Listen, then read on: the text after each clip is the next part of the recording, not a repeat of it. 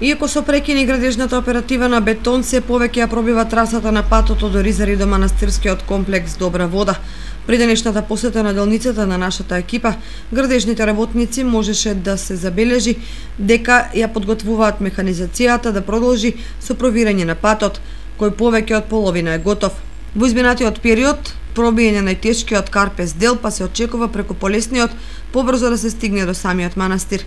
Инаку, покрај значењето на овој пат за развој на манастирскиот туризам и приближување на комплексот до верниците од поширокиот регион, сепак се чини главната придобивка ќе ја почествуваат токму жителите во овој дел на населбата Оризари, бидејќи ќе добијат асфалт на главната улица, што инаку за нив представува долгогодишен проблем и потреба.